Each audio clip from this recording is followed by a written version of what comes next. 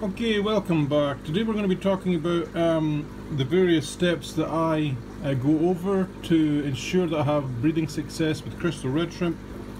These basic steps are basically the same for all shrimp types, so if you hear me repeating myself on one species, that is because shrimp are pretty generic. If you get one thing right, you get another thing right. So I'm going to go over the basics, and the first one is tank size. I like to recommend a tank size of at least 10 US gallons, and liters I would think that would be maybe 50-60 liters, and this is for stability. Stability is very important when you keep shrimp, so bear that in mind when you go out and you go and buy a shrimp tank. Try and get one as big as you can afford because you will have much more breeding success.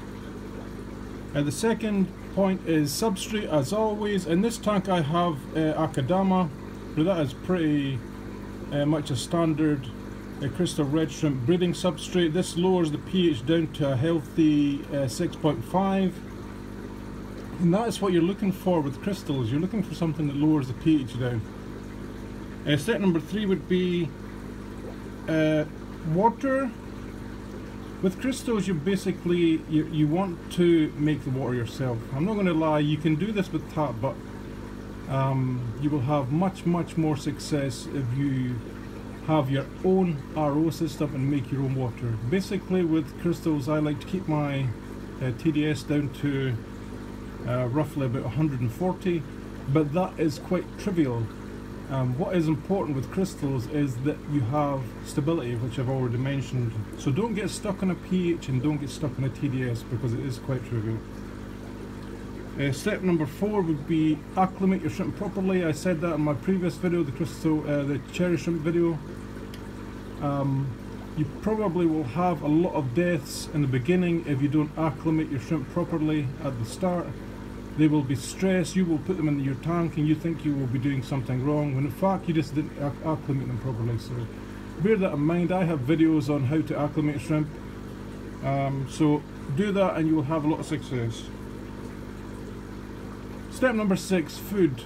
I have a new regime that I will share with you all very soon, but as a rule just now to a new beginner, I would say only feed as much as the shrimp will eat within 2 hours. Typically that will be a piece of food that is a pea-sized piece of food for 10 to 15 shrimp. If they don't eat it all, take it back out. Number 7. Water changes. This one is critical. If you don't get this right, what will happen is your shrimp will die one by one and you will keep on thinking you're doing something wrong, and you will change more water and you'll have more shrimp dying, and you will end up in a cycle that you can't escape. It is very important that you don't change too much water at once because the shrimp will just molt. And what happens in the wild with shrimp is they will typically molt once or twice a month. But in planted aquariums where we have fish, we typically change water every single week, and that is where the problem is. Shrimp are not fish, you have to bear that in mind. So remember, 1 or 2 changes a month, no more, and your shrimp shall be fine. Step number 8, be super patient. Don't go putting your hands in the tank constantly, don't go messing around with plants, just keep it simple. I know from personal experience that it's so hard to watch shrimp if you think something's going wrong and do nothing about it, but that is for the best. If you keep your hands out of the tank, you will stress the shrimp less and they will live basically, and that's what you're after. Step number 9, you heard me laughing about this one before in my red cherry shrimp video, and people said I should have named that as the first step. But for me, if you want to learn more about shrimp, please subscribe to my channel, please like my comments, please favourite my videos, do whatever you will, and I guarantee you'll have as much breeding success as I do. That's all the steps for today. I am going to carry on talking a little bit because I wanted to talk about these shrimp in this tank specifically. I got a little bit lazy with these shrimp over the last couple of months, and you can see that a little bit in the breeding. The breeding has more or less exploded in this tank, and a lot of people will say, well, is that a bad thing? Well, it is for me, because what's happened is, I don't know if you can see in a lot of them, they have lost a lot of the quality. Some of the whites have been washed out, some of them are looking pretty poor. I have hard culled this tank in the last couple of days, and I'm still seeing shrimp that I don't really want to be in here.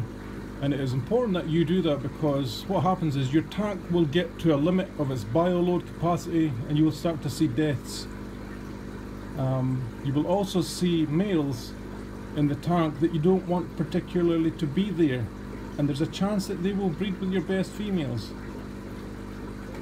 So basically follow my step, guys, and I guarantee you'll have success. I hope you've enjoyed today's video. It also is in 4K if you're capable of watching in 4K. Love you all. I'll catch you in the next one. Happy shrimp keeping.